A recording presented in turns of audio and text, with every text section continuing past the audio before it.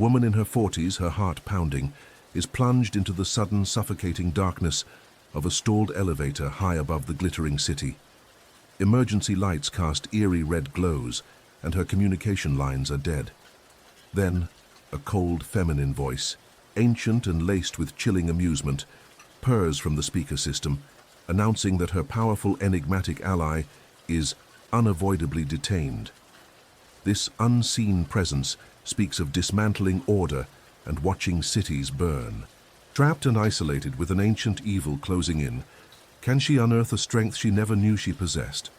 Or is she merely a pawn in a terrifying game played by immortals?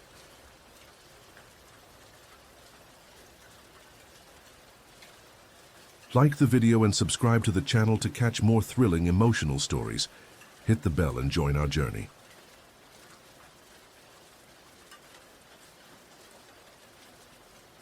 The city baked. A relentless, shimmering heat wave had descended upon the metropolis in the late 2020s, distorting the air above the asphalt, turning gleaming skyscrapers into wavering mirages. Below, in the historic district, the heat clung to the old stone buildings, trapping the day's swelter long into the night. Inside the once bustling offices of Valerio Innovations, the air was a physical weight, hot, stale, and thick with the scent of decaying dreams. Dust motes danced in the few weak shafts of sunlight that pierced the grimy windows, illuminating the silence of a tomb. Sofia Valerio, her intelligent eyes clouded with an exhaustion that went bone deep, moved through the desolate space like a ghost, haunting the remnants of her own life. At 41, she was the sole inheritor of a legacy now reduced to cardboard boxes and public shame. The collapse of Valerio Innovations, a company her grandfather had built from nothing and her father had painstakingly expanded, had been swift and brutal. A series of ill-advised investments, a market downturn, and the predatory tactics of larger competitors had culminated in bankruptcy. Now, debt clung to her like the oppressive humidity, a suffocating shroud. Each breath was a reminder of failure, of the family name dragged through the mud, of the whispers that followed her like shadows. She taped another box shut, the screech of the packing tape a harsh punctuation in the echoing stillness. This one was labeled Personal Effects, Dad's Office. Inside lay a lifetime of her father's dedication, worn leather-bound ledgers, framed photographs of a smiling, younger version of himself, a collection of fountain pens he'd cherished, the scent of old paper, mingled with the faint, lingering aroma of his pipe tobacco, and the stale coffee that had fueled countless late nights, pricked at her eyes. She wouldn't cry. She'd shed too many tears already, in the privacy of her rapidly emptying apartment, the one she'd soon have to vacate. Creditors were circling, their calls and letters a constant biting reminder of her precarious situation. The public humiliation was a dull ache, but the private one, the feeling of having let down her father, her grandfather, was a raw, gaping wound. A bead of sweat trickled down her temple, carving a path through the fine layer of dust that seemed to coat everything, including her skin. The building's air conditioning had been shut off weeks ago, a casualty of the unpaid bills. The oppressive heat was a constant companion to her despair, amplifying the sense of being trapped, of suffocating.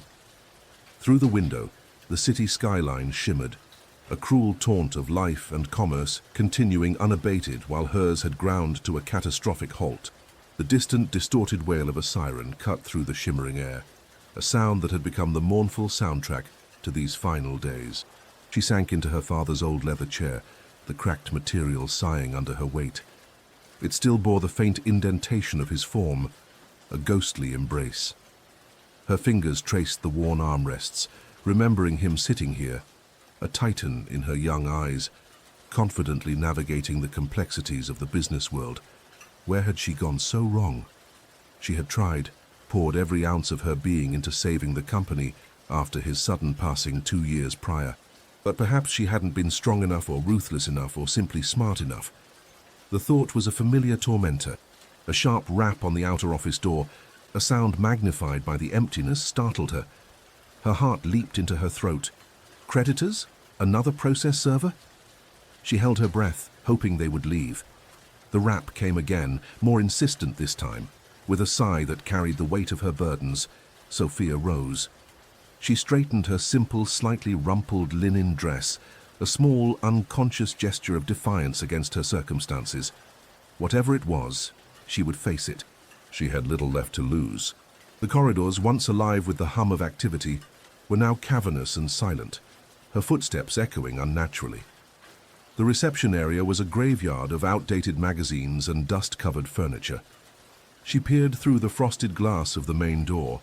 A silhouette stood there, tall and indistinct. Not a courier, not a bailiff by the look of the figure's stillness. Hesitantly, she unlocked the door. The man who stood before her was an anomaly in the sweltering, disheveled atmosphere of the dying business. He was impeccably dressed in a dark, lightweight suit that seemed to repel the oppressive heat, his crisp white shirt a stark contrast to the grime around them. He appeared to be in his late 40s or early 50s, his dark hair lightly touched with silver at the temples. His features were sharp, refined, almost sculpted, and his eyes, a deep, piercing shade of grey, held an unnerving stillness, an ancient knowing that seemed out of place in the frantic energy of the modern city. There was an aura of cool composure about him, a stark contrast to the oppressive heat that Sophia felt clinging to her skin. He didn't offer a handshake, nor did he immediately state his business. He simply looked at her, his gaze direct and unblinking, taking in her weary expression, the smudges of dust on her cheek, the defiant set of her jaw. Sophia Valerio. His voice was low, resonant, with a precise, almost formal cadence. It carried an inherent authority that made her instinctively straighten her shoulders.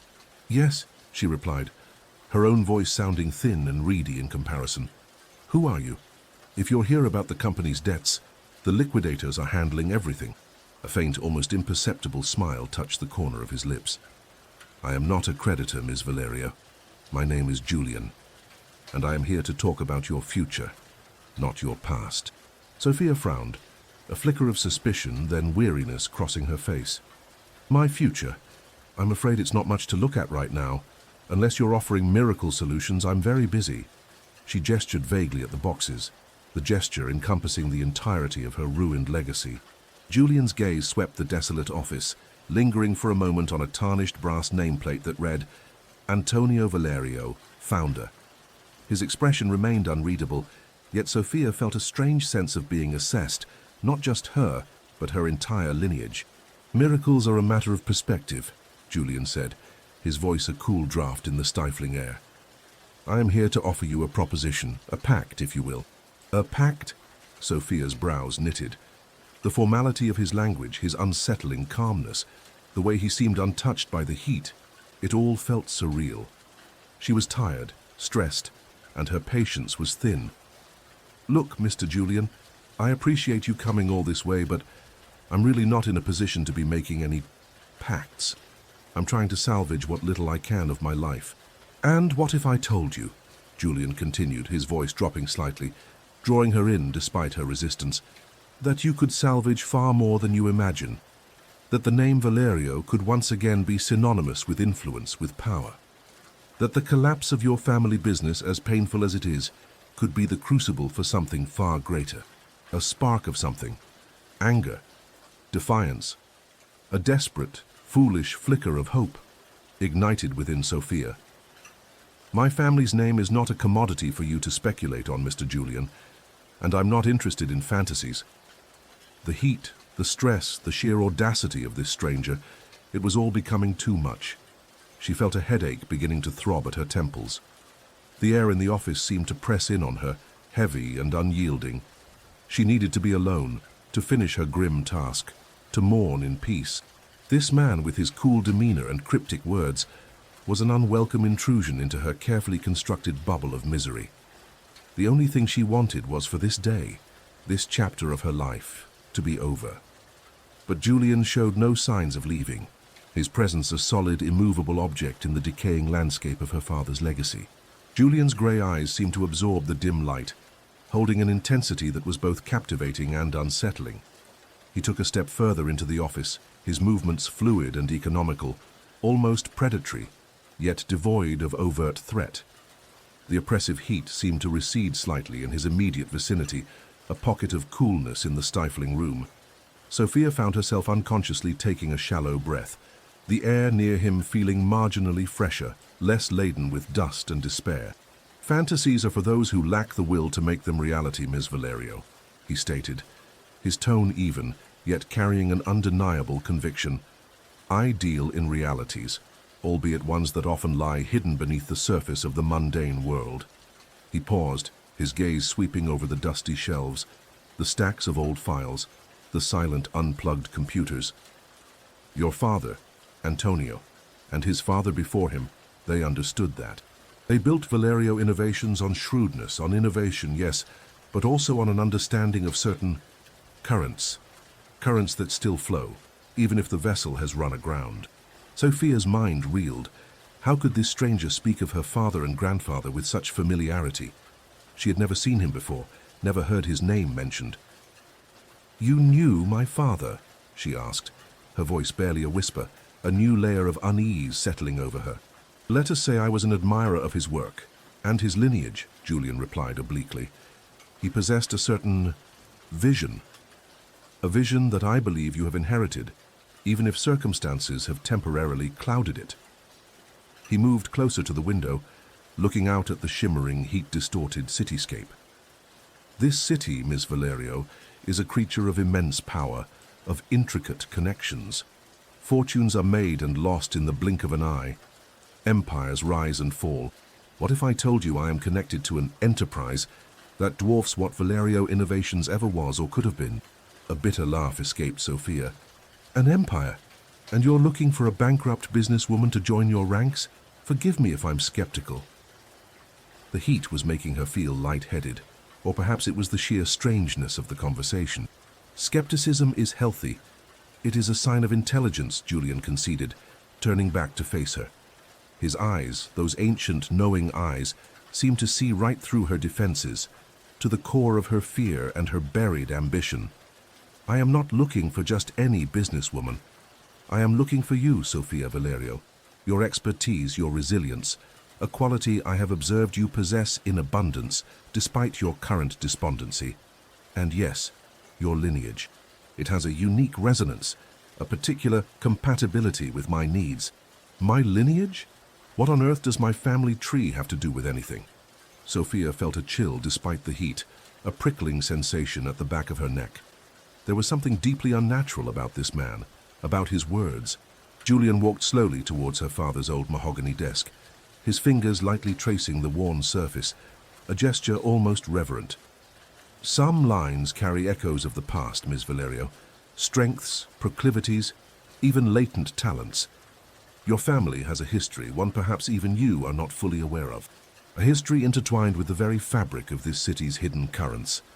He stopped, his gaze fixing on an old leather-bound journal peeking out from one of the boxes Sophia had been packing, her father's private log, filled with his meticulous, almost cryptic notes.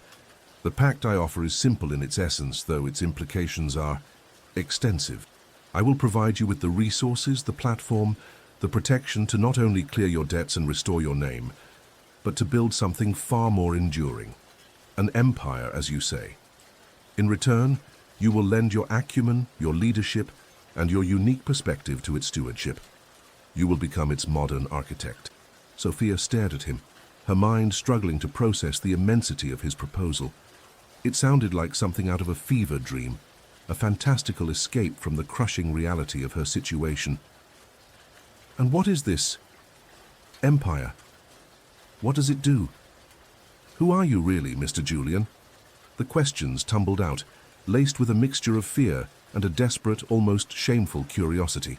"My name is Julian Thorne," he corrected gently, though the surname felt like an afterthought, an arbitrary label. "As for my empire, it is an intricate network of interests, ancient and modern, overt and clandestine. It spans continents and industries, but its heart is here in this city. It requires a steady hand, a keen mind, and a fresh vision to navigate the complexities of this era. My methods are timeless, but the world changes rapidly. I require someone who understands its pulse, its digital veins, its human heart." He paused, his gaze unwavering.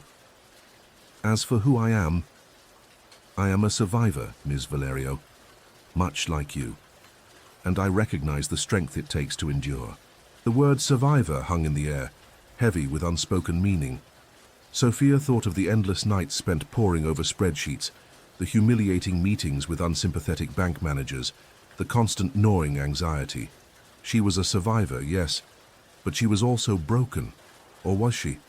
This man, this Julian Thorne, seemed to see something in her that she herself had forgotten existed. Why me? She pressed again, the question a raw plea for understanding.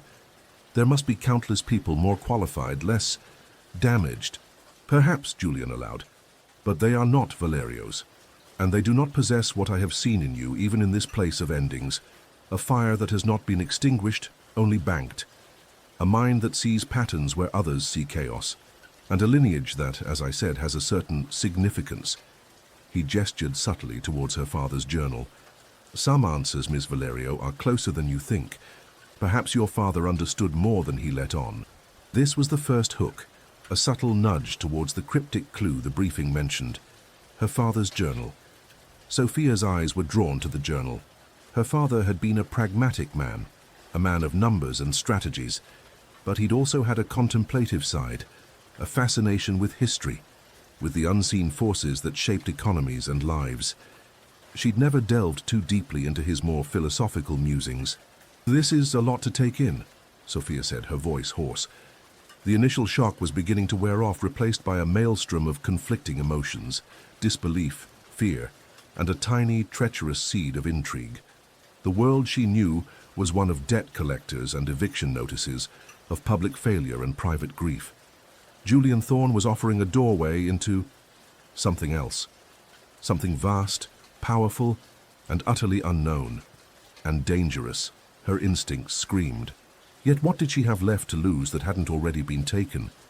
Her reputation was in tatters, her finances non-existent, her future a terrifying blank canvas. Indeed, Julian agreed, his expression softening almost imperceptibly. I do not expect an immediate answer. Consider my proposal. The alternative, as I understand it, is bleak. His gaze flickered around the desolate office once more, a silent testament to her current reality. I will leave you my contact information. Should you choose to explore this path, reach out. I will be waiting. He produced a sleek, impossibly thin black card from an inner pocket. It bore only a name, Julian Thorne, and a string of numbers, no company, no address. The heat will break soon, he added, a curious, almost prophetic statement. Change is in the air, Miss Valerio, in more ways than one. With a slight inclination of his head, a gesture that was both courteous and final, Julian turned and walked out of the office, his footsteps making no sound on the dusty floor. He didn't look back. Sophia watched him go, the tall, dark figure disappearing into the gloom of the corridor, leaving behind a lingering coolness and the faint, unidentifiable scent of something ancient and exotic, like dry spices and old parchment. She stood alone once more, the black card clutched in her trembling hand. The oppressive heat seemed to rush back in, heavier than before. The distant siren wailed again. Was he a madman, a con artist preying on her desperation? Or was he something else entirely? Her gaze fell upon the box containing her father's journals. A lineage that has a certain significance, Julian had said. Some answers are closer than you think. A shiver, unrelated to any imagined coolness, traced its way down her spine. The city outside shimmered, no longer just a symbol of her failure, but now, perhaps, a landscape of hidden possibilities, of empires and pacts, of dangers, and a desperate, terrifying kind of hope. The choice, it seemed, was hers, and the silence of the empty office pressed in, waiting for her decision. For the next few days, Sophia existed in a daze, caught between the grim reality of her unraveling life and the fantastical improbability of Julian Thorne's offer. She continued to pack, the rhythmic monotony of the task a counterpoint to the chaos in her mind. Each creditor's call, each sympathetic yet pitying glance from a former acquaintance pushed her further towards the precipice. Her small apartment felt like a closing vice. Eviction notices were now a certainty. Her attempts to find employment were met with polite but firm rejections. Her association with the Valerio bankruptcy, a black mark she couldn't erase. The city's relentless heat mirrored her own internal pressure cooker of anxiety and dwindling options. She was trapped, suffocating under the weight of her perceived failure. One sweltering evening, unable to bear the confines of her apartment or the echoing silence of the old office, Sophia found herself drawn to a small, quiet park near the financial district. The air here was marginally cooler, stirred by a faint breeze coming off the river. She sat on a bench, Julian Thorne's card heavy in her pocket, his words replaying in her mind. An empire. Your lineage. A pact. It was insane. Utterly, completely insane. And yet, her best friend, Elena, a pragmatic and fiercely loyal art gallery manager in her 40s, had listened with a mixture of alarm and disbelief when Sophia had cautiously recounted the encounter, omitting the more unusual aspects of Julian's demeanor. "Sophia, this man sounds like a predator," Elena had said, her voice sharp with concern over the phone. "He's preying on your vulnerability, offering you the moon when you're at your lowest. There's no such thing as a free lunch, especially not an empire. What's the catch? What does he really want?" Sophia had no answers. The catch felt enormous, terrifyingly vague. But Julian hadn't asked for money, he'd asked for her skills, her name. It was a strange currency. Driven by a desperation that overrode her ingrained caution, Sophia finally retrieved her father's private journals from their box. She took them back to the stifling, silent office of Valerio Innovations, the only place that felt remotely appropriate for this strange quest. The electricity was still on, a forgotten mercy. Under the weak glow of a desk lamp, she began to read. Her father's script was meticulous, his entries mostly about business strategies, market analyses, the mundane details of running a company. But interspersed among them were more reflective passages, philosophical musings, and, to Sophia's growing surprise, veiled references to the old families, the hidden currents of the city, and the enduring compacts. He wrote of a responsibility that went beyond mere profit, a legacy intertwined with the city's very foundations, something he referred to as the Valerio undertaking. It was all maddeningly vague, filled with allegories and metaphors that she couldn't quite decipher. Then, tucked into a hidden sleeve in the back cover of the oldest journal, she found it, a faded sepia-toned photograph of a group of men in turn-of-the-century attire, standing before a newly constructed building. Her great-grandfather was among them, looking stern and proud.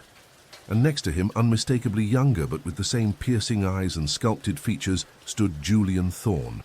Sophia's breath hitched. Her hand flew to her mouth, stifling a gasp. The air in the room suddenly felt ice-cold, despite the suffocating heat outside.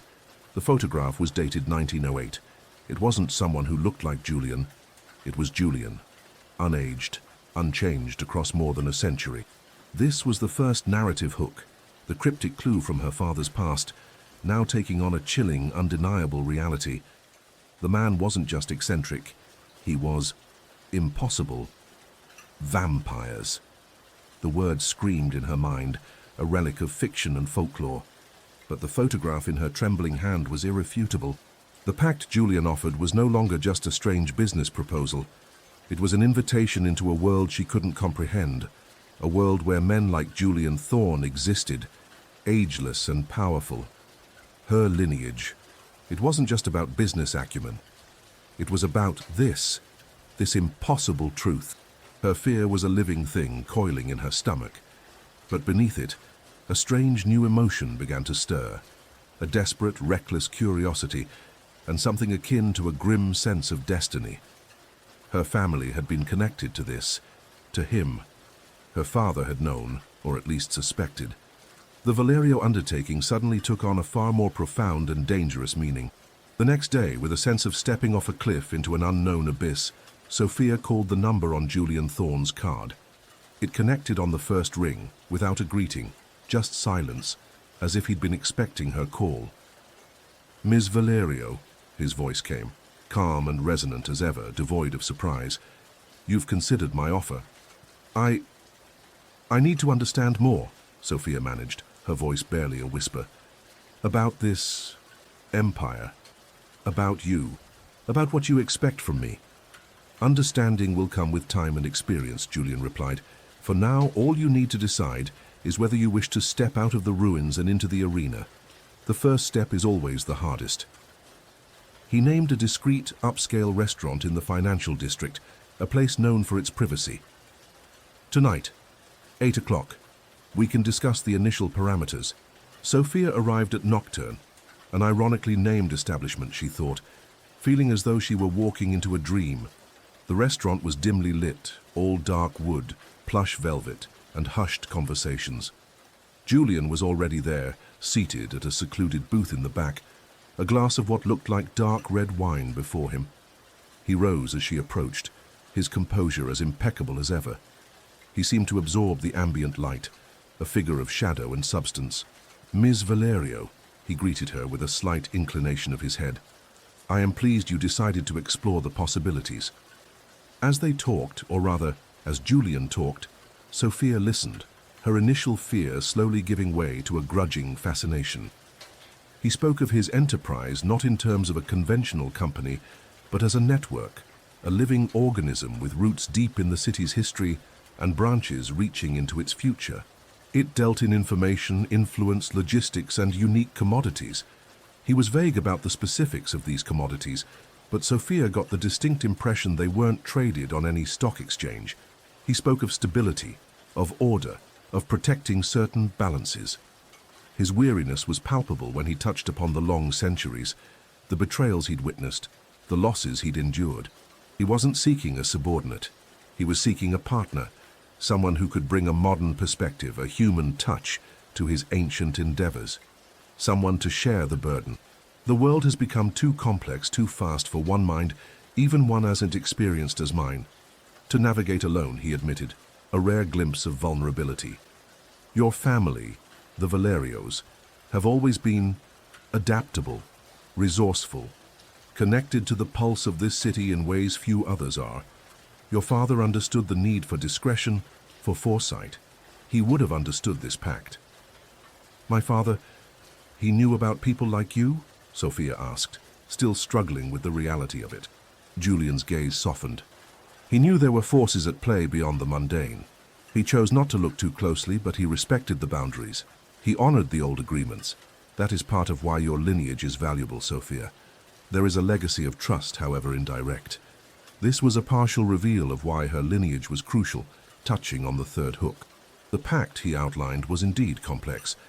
He would provide her with substantial financial backing, a new identity if needed, access to his network, and a seat at the head of a revitalized Valerio group, which would become a key public-facing entity within his larger unseen empire. In return, she would manage these legitimate enterprises, use her skills to expand them, and act as his liaison with the modern world, his advisor on matters of contemporary finance, technology, and human endeavor. She would be his eyes and ears in spheres he could no longer easily access, and implicitly, she would be bound to him, to his world, in ways she couldn't yet fathom. There was no talk of immortality, no mention of blood, only of service, of mutual benefit, and of a shared destiny. As Sophia absorbed the enormity of it all, a new threat began to emerge, subtly at first. Julian mentioned rival interests, individuals and factions who would view her sudden rise with suspicion, perhaps hostility. One name surfaced, Marcus Thorne. Not a relation, I assure you, Julian said with a thin, mirthless smile. Though he shares my surname, he lacks any of my discretion. He is a corporate raider of the most modern, ruthless variety. He has been attempting to encroach upon certain assets for some time. Your re-emergence will undoubtedly draw his attention. Over the following weeks, Sophia's life transformed at a dizzying pace. The debts vanished, settled by untraceable wire transfers. A luxurious, minimalist apartment in a secure, high-tech building became her new home, its climate control a welcome respite from the still lingering heat wave. She was given access to a team of discreet professionals, lawyers, accountants, security specialists, all deferential to Julian, and by extension, to her. The old Valerio Innovations offices were abandoned, and a new state-of-the-art headquarters was established in a gleaming skyscraper overlooking the city. Sophia threw herself into the work, her mind long starved of challenge now racing. She restructured, she strategized, she hired. The Valerio Group, under her leadership, began to acquire and consolidate businesses in diverse sectors: sustainable technology, bespoke logistics, even cutting-edge data security. Julian remained in the shadows, a guiding presence, offering advice, making connections, but leaving the day-to-day operations to her. He preferred the cool dimness of his opulent penthouse, a sanctuary filled with ancient artifacts, priceless art, and the quiet hum of servers connecting him to his vast, unseen network. Their meetings often took place there, in his climate-controlled study, surrounded by the scent of old books and expensive cologne.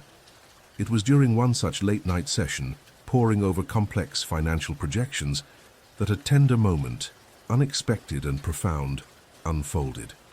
Sophia, exhausted but exhilarated by a recent successful negotiation, confessed her lingering fear of failure, the ghost of the old bankruptcy still haunting her. Julian listened patiently, his ancient eyes holding a surprising depth of empathy. He didn't offer platitudes. Instead, he shared a rare, vulnerable memory of a colossal misjudgment he'd made centuries ago, a decision that had cost him dearly, not in finances, but in trust, in lives. "Failure is merely a lesson deferred, Sophia," he said, his voice softer than usual. "The true measure is not whether we fall, but how we rise. And you rise with remarkable grace and tenacity." In that moment, surrounded by the trappings of his immense power and timeless existence, Sophia saw not just the formidable vampire, but the weary being beneath, burdened by centuries of existence. She found herself offering a quiet word of understanding, a shared acknowledgement of the burdens of leadership, mortal or otherwise. A fragile connection, woven from shared purpose and unexpected vulnerability, began to form between them. Eleanor remained Sophia's anchor to her old life, her skepticism slowly evolving into a cautious curiosity as she witnessed Sophia's transformation. "I still don't entirely trust this Julian Thorne," Eleanor would say, during their infrequent but cherished coffees. "He's too smooth too, at much, but I can't deny he's given you a new lease on life, Sophia. You're alive again. Just be careful.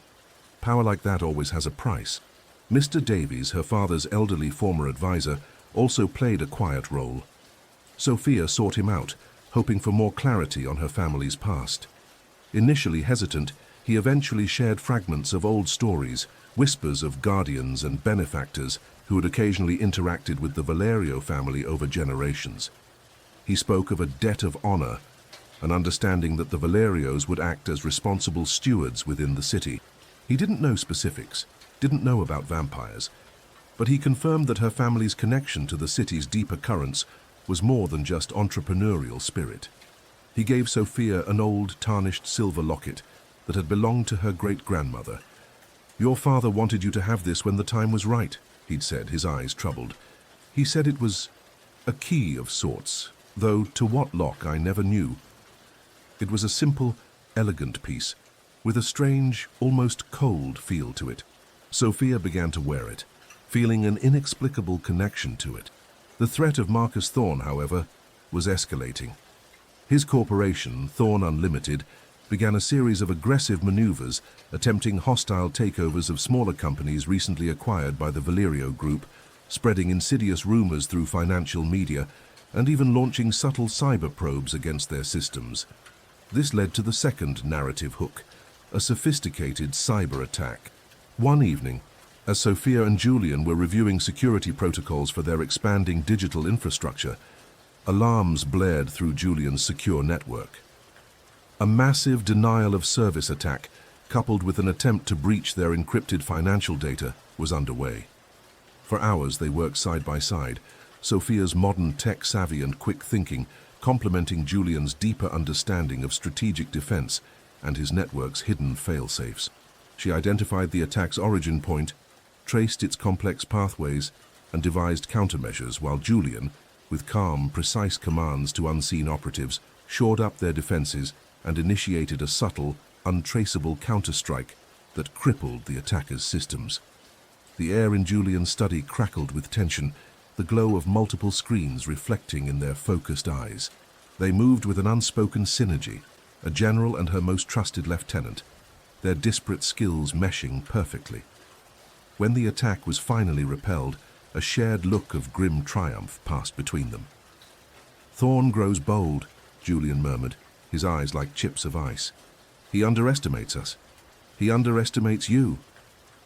The "us" resonated with Sophia, a small word that signified a profound shift in their dynamic.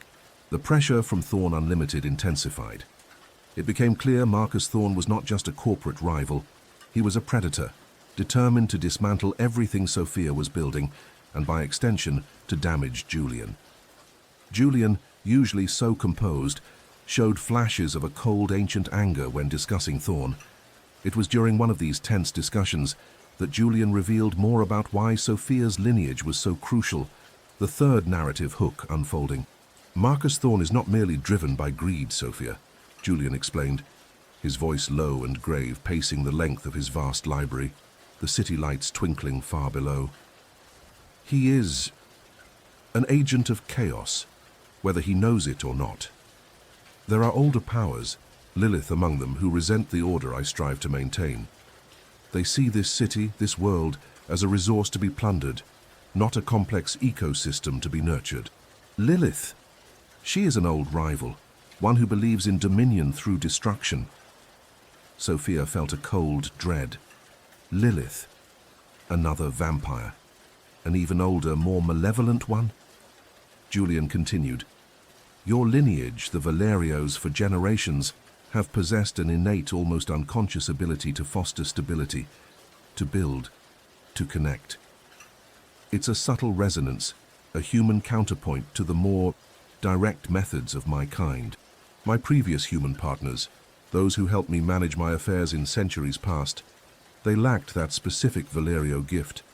They were capable, loyal, but they couldn't weave the tapestry of the modern world as you can. Lilith fears that combination, my strength and your unique human ingenuity.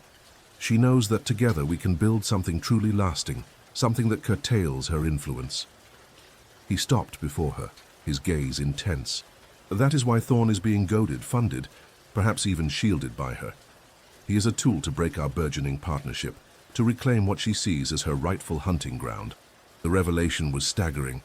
Sophia was not just a businesswoman in a pact with a vampire. She was a key player in an ancient, supernatural struggle for the soul of the city. Her work was not just about profit and loss. It was about holding back a tide of chaos. The weight of it was immense, but strangely, it also solidified her resolve. Her purpose, which had felt nebulous at times, now snapped into sharp, terrifying focus. As if summoned by the rising stakes, the fourth narrative hook emerged, the reappearance of an old family friend. Charles Sterling, a contemporary of her father's, a man who had been a close business associate before a bitter falling out years ago, suddenly reached out. Sterling had always been ambitious and slightly shifty, and Sophia had never entirely trusted him. He claimed to have information vital to the Valerio Group's survival, information about Marcus Thorn's strategies and his hidden backers. He requested a meeting, his tone urgent, hinting at danger. Sophia discussed it with Julian. His expression was thoughtful, a flicker of something unreadable in his eyes. "Sterling, yes, I recall your father mentioning him. A man of flexible loyalties. He could be a genuine, if opportunistic, ally. Or he could be a Trojan horse. Exercise extreme caution, Sophia. Meet him but not alone and not on his terms." Sophia agreed to meet Sterling at a neutral location, a busy public atrium during daylight hours, with Julian's discreet security team observing from a distance. Sterling, older now, his ambition etched into the lines around his eyes, seemed genuinely agitated. He spoke of Thorn's ruthlessness, of connections to illicit funding, of whispers about a shadowy patron who demanded results at any cost.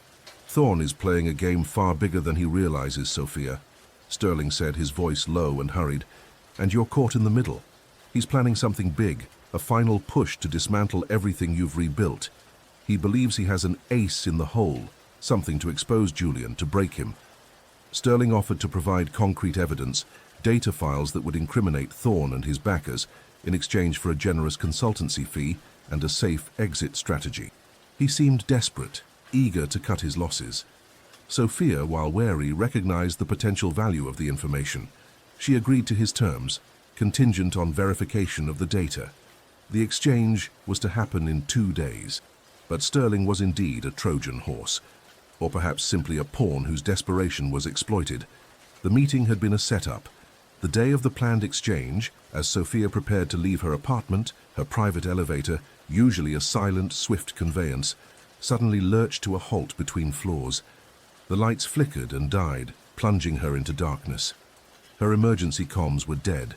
A chillingly familiar scent, not of Julian's refined ancientness, but of something ranker, more predatory, seeped into the confined space. Panic, cold and sharp, pierced through her. This wasn't Thorne's corporate maneuvering. This was something else, something direct and personal. Her phone miraculously still had a signal. Her fingers fumbled as she speed-dialed Julian. It rang once, twice. Then a voice, not Julian's, but cold feminine, and laced with a chilling amusement, purred from the elevator's speaker system, which crackled back to life. "Sophia Valerio.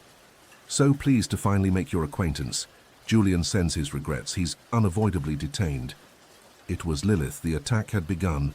The darkness in the stalled elevator was absolute, pressing in on Sophia, thick and suffocating. The voice of Lilith, smooth as poisoned silk, echoed from the speaker, filled with a terrifying ancient amusement. Julian has always had a fondness for projects, little human endeavors he nurtures like delicate flowers. But flowers, my dear Sophia, are so easily crushed. A wave of icy fear washed over Sophia, but with it came a surge of adrenaline. She thought of Julian, unavoidably detained. Lilith wouldn't just detain him, she would try to destroy him, and Sophia was bait, or perhaps an appetizer. "What do you want?" Sophia demanded, her voice trembling slightly but firm. "Want?" Lilith chuckled, a dry, rasping sound. "Such a human question. I want to dismantle Julian's tedious little order. I want to watch his precious city burn. And you, my dear, are simply a rather convenient tool to expedite that process. Marcus Thorne has been useful, but his methods are so pedestrian. It's time for a more direct approach." Suddenly, the elevator jolted, then began to ascend rapidly, not towards her apartment, but further up, towards the building's roof. Sophia's mind raced. The Valerio Group's new headquarters, while secure, was still a civilian building. Lilith wouldn't risk a massacre here, would she? Or was that exactly the kind of chaos she relished? The elevator doors hissed open onto the building's rooftop access corridor, dimly lit by emergency lights. 2 figures blocked the exit, their forms bulky in the gloom, their eyes reflecting the red emergency lights with an unnatural sheen. Vampires. Lilith's thralls. Not ancient and controlled like Julian, but raw, hungry. Sophia clutched the silver locket Mr. Davies had given her. "A key of sorts," he'd said. It felt strangely cold in her palm, almost vibrating with a faint energy. She had no weapons, no combat training, only her wits, her courage, and this strange inherited piece of jewelry. Meanwhile, at Julian's penthouse, a different kind of battle was raging. Marcus Thorne, emboldened by Lilith's direct intervention, had launched his ace in the hole. Not a corporate attack, but a physical one, spearheaded by a heavily armed team of mercenaries, not all of them entirely human. They were equipped with weapons designed to harm vampires, UV projectors, silver-laced rounds, concentrated dead man's blood. Lilith herself was not present, preferring to direct her forces from afar, her primary focus on securing Sophia and using her as leverage. Julian, caught by surprise by the ferocity and supernatural augmentation of Thorne's forces, fought with the deadly grace of centuries, a whirlwind of shadow and speed. His normally cool, climate-controlled study was a wreck of shattered antiques and splintered mahogany. He moved through the attackers, a dark phantom, but they were numerous, well-prepared, and driven by Thorne's desperate ambition and Lilith's insidious influence. He was contained, his ability to reach Sophia thwarted. He knew Lilith's play: isolate him, capture Sophia, and then force him into an untenable position. His concern for Sophia was a burning ache, a vulnerability Lilith was ruthlessly exploiting. Back on the rooftop, Sophia faced the 2 vampires. They advanced slowly, savoring her fear. She backed away, her mind racing. The locket. What did it mean? She thought of her father's journals, the Valerio undertaking, the hidden currents. Her family had always been builders, connectors, not fighters, but perhaps connection itself could be a weapon. As one of the vampires lunged, Sophia instinctively raised the locket, her fingers tightening around it. A faint, almost imperceptible hum emanated from the silver. The attacking vampire recoiled, hissing, its eyes blinking rapidly, as if against a sudden bright light. The other one paused, confused. Sophia stared at the locket, then at the vampire. It wasn't a weapon in the conventional sense. It seemed to disrupt them, to interfere with their preternatural senses, perhaps even their connection to their maker. "What is that trinket?" the second vampire snarled, but there was a new note of uncertainty in its voice. Sophia didn't know, but she pressed her advantage. She focused her will, her fear transmuting into a desperate resolve, channeling all her innate Valerio resonance, that ability to connect, to stabilize, into the locket. It grew warmer in her hand, pulsing with a soft, silvery light that only she seemed to perceive fully, though the vampires clearly felt its effects. They shielded their eyes, growling in discomfort. It wasn't causing them physical pain, but rather a profound disorientation, a severing of their predatory focus. Using their momentary confusion, Sophia darted past them towards the rooftop door. She burst out into the cool night air, the city sprawling beneath her, a glittering tapestry of light and shadow. The wind whipped at her hair. She saw him then, Marcus Thorne, standing near the edge of the rooftop, a look of manic triumph on his face as he surveyed the chaos his mercenaries were causing far below, visible as flashes of light and distant sounds of conflict around Julian's building. He was on a satellite phone, likely reporting to Lilith. He turned as Sophia emerged, his eyes widening in surprise, then narrowing with cold fury. "You! How did you get past my guards?" Before Sophia could answer, the two disoriented vampires stumbled out onto the roof, shaking their heads, their eyes refocusing with malevolent intent. "She has something, an artifact," one hissed to Thorne. "It confuses the senses." Thorne sneered. "An artifact? Don't be fools. She's just a woman. Finish her. Lilith wants her alive if possible. But a broken toy is better than no toy at all." Sophia knew she couldn't fight them all. Her only hope was to create a diversion, to somehow warn Julian to turn Thorne's plan against him. Her eyes scanned the rooftop, air conditioning units, communication arrays, and, crucially, the master control panel for the building's emergency systems and external lighting. Her business acumen, her ability to see patterns and exploit weaknesses, kicked in. Thorne was overconfident, his guards momentarily compromised. She had a fleeting chance. She feigned a stumble, drawing their attention, then suddenly sprinted towards the control panel, the vampires a step behind. With desperate speed, her fingers flew across the interface, overriding safeties, triggering every alarm, every strobe light, activating the building's emergency broadcast system, not with a warning, but with a specific coded phrase she and Julian had once idly discussed for a worst-case scenario: Nightshade Protocol. It was a signal that meant compromise, betrayal, and a call for an immediate, overwhelming response from Julian's hidden network. The rooftop exploded into a cacophony of sirens and flashing lights. Thorne roared in anger. The vampires, already disoriented by the locket, were further agitated by the sensory overload. It was in this chaotic moment, as Thorne's goons were momentarily blinded and confused, that Sophia made her move. She didn't attack them directly. Instead, she used her knowledge of the Valerio Group's assets. She knew Thorne Unlimited had been attempting a hostile takeover of a publicly traded tech firm whose stock was volatile. Using her phone, which she'd managed to keep, she executed a pre-planned series of massive sell orders for that stock through a discrete Valerio Group subsidiary, using emergency authorization codes. It was a risky financial maneuver, designed to trigger an algorithm-driven market panic, specifically targeting Thorne Unlimited's leveraged positions. It was a corporate counterattack launched from a rooftop battlefield. Marcus Thorne's satellite phone buzzed frantically. He glanced at it, his face contorting in disbelief and rage as he saw the catastrophic stock alerts. "What trickery is this?" he snarled, distracted for a fatal second. That second was all Julian needed.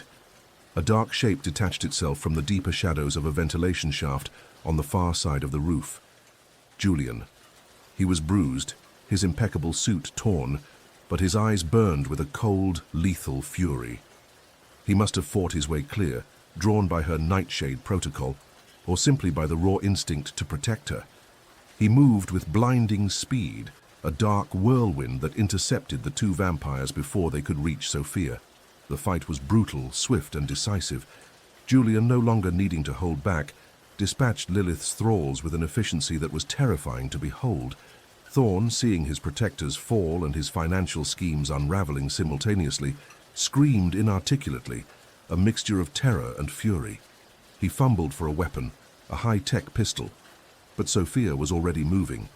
She wouldn't let Julian face him alone, not after what she'd learned, not after what they were building together. Adrenaline coursing through her, she grabbed a heavy metal maintenance rod left by a work crew.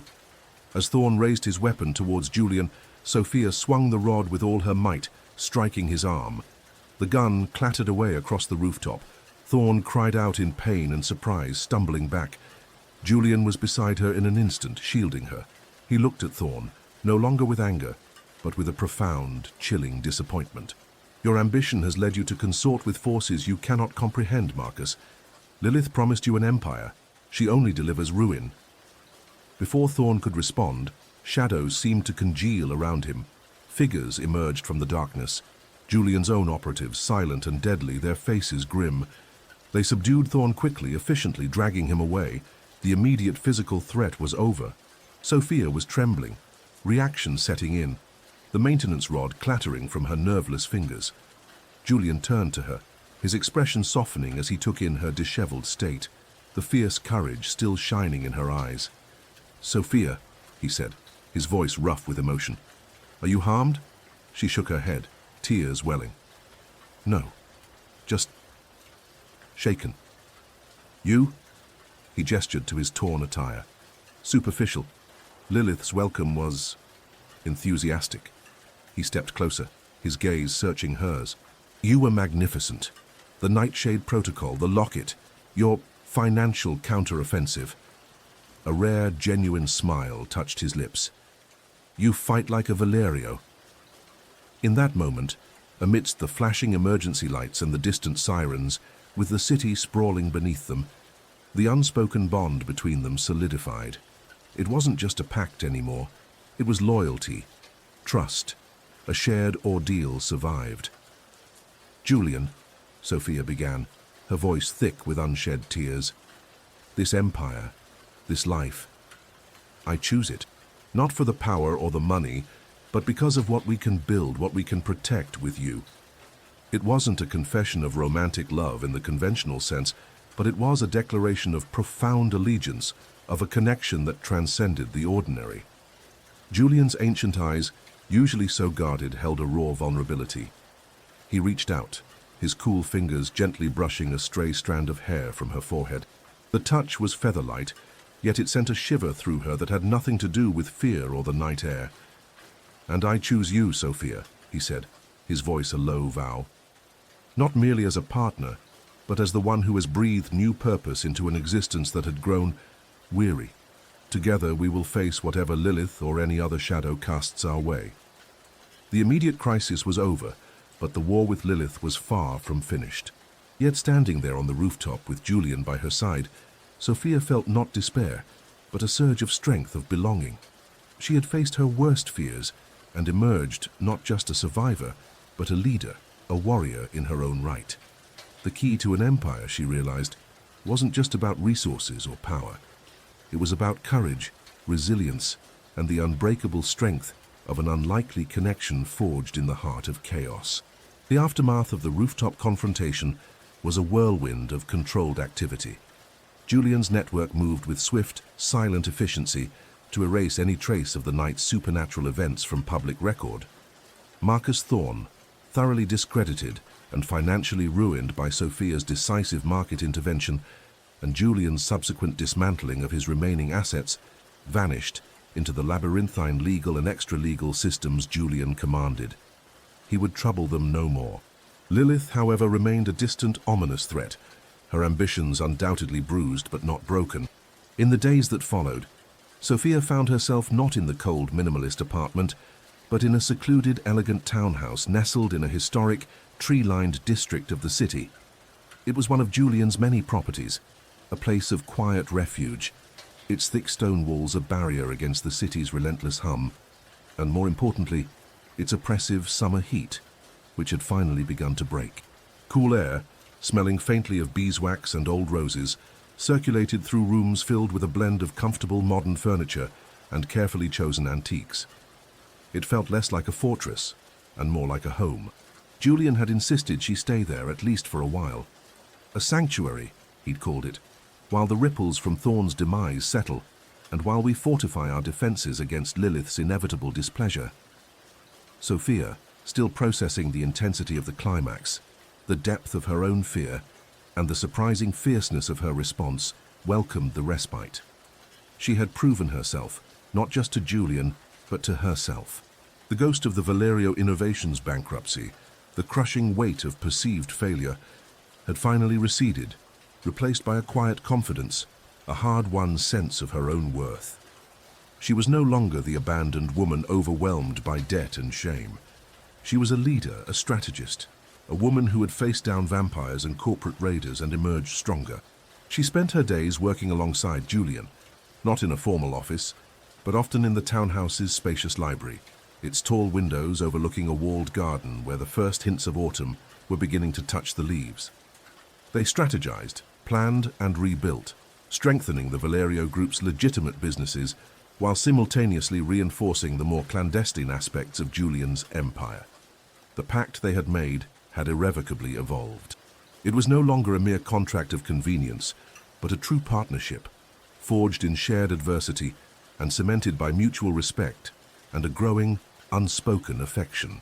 Elena visited, her initial worry replaced by a kind of awed respect. "Sophia, you look different," she said one afternoon, sipping tea in the sun-dappled garden. "Stronger, calmer. I still don't understand half of what you're involved in, and frankly, I'm not sure I want to. But whatever it is, it suits you." She squeezed Sophia's hand. "Just promise me you'll stay safe." Sophia smiled, a genuine, untroubled smile. "I promise to do my best, and I'm not alone in this anymore." Mr. Davies, too, seemed to sense the shift. When Sophia next visited him wearing the silver locket, he looked at her with a new understanding.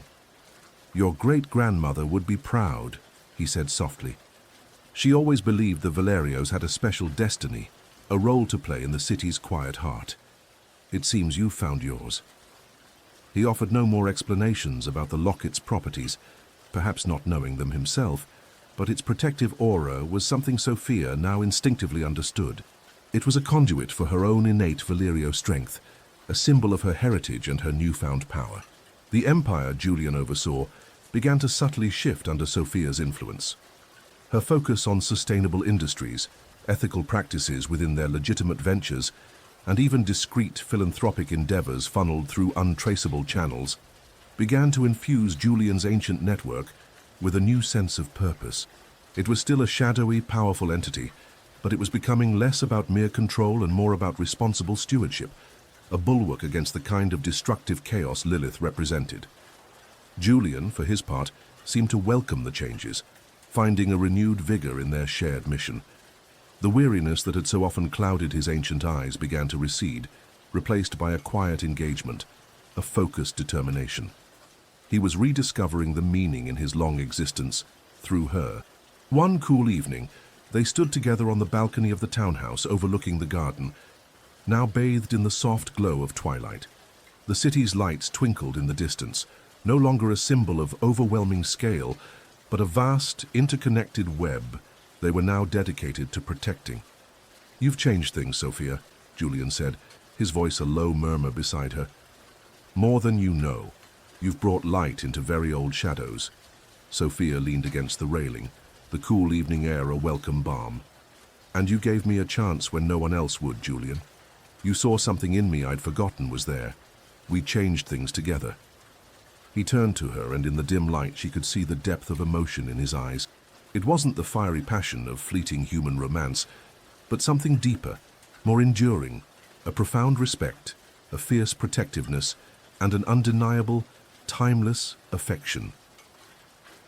The Valerio undertaking, she mused.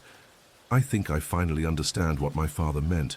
It wasn't just about business, it was about legacy, responsibility, connection. Indeed, Julian affirmed. And our undertaking, yours and mine, is just beginning. The threat of Lilith still loomed, a shadow on the horizon. They knew she would not remain silent forever. But now they were ready. Sophia was no longer the abandoned woman, overwhelmed by ruin. She was a queen in her own right, standing beside an ancient power, her intellect and resilience her crown and scepter. She had found not just a new life, but a new family, an unlikely partnership forged across the ages, built on trust and a shared vision for the future. As true dawn approached, they moved inside. Julian, as always, would retreat from the harshest light of day, but the oppressive weight of his immortality seemed lessened. Sophia drew the heavy velvet curtains in the library, but a sliver of the pearlescent pre-dawn light managed to filter through. It fell across a vase of late-blooming roses on a nearby table, illuminating their deep crimson petals. It was a soft, gentle light, full of promise. Sophia looked at Julian, a quiet understanding passing between them. They had faced the darkness and found their own kind of light. The city outside was waking up, and they, in their own way, were waking up with it, ready to face whatever challenges the new day and the centuries to come might bring. Their empire wasn't one of conquest, but of carefully guarded balance, and its future, they both knew, was brighter because they faced it together. The embrace under the stars might come later, but for now the shared glance in the gentle dawn, filled with hope and quiet strength, was more than enough.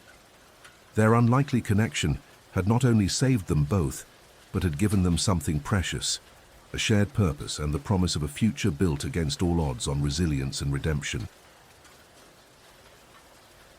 Did you enjoy the story? Subscribe, hit the like button and comment what you thought. Pick a link on the screen for more stories.